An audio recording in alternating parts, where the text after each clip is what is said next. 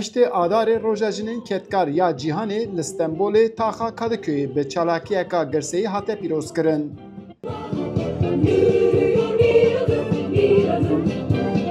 Jinan bi pankart, duruşme û qisedanên xwe bertekên dijî tundî û kuştina jinê anîn ziman.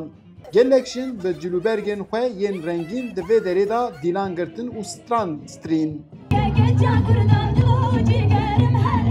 Di vê çalakiya jinan da li gel dijderketina çewsandina zilaman, daxwaza aştiyê jî bi dengekî bilind derket pêş. Roja jinan e, em roja jinan tevayê cîhanê, tevayê jinê ketkar pîroz dikin. û em dixwazin ku endî beş de zilim li ser Kurdan bêkirin. Alekî da bombe li ser van dibarînin têne girtinê kuştinê.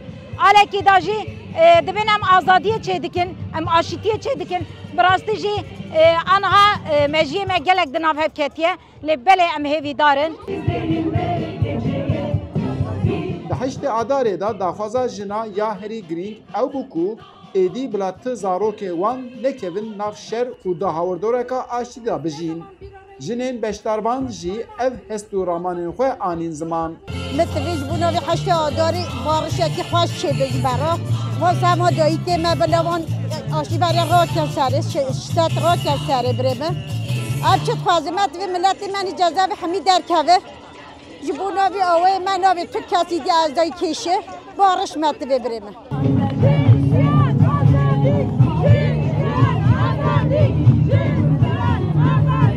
Roja me ye, inşallah em ê serkevin.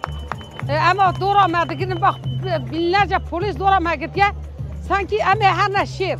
Yani roja me ye, gere ew çiçeka boyne pêşîra me. Ama qarşî me dertîn. Em nikan xeber, em nikarin zêde baxivin.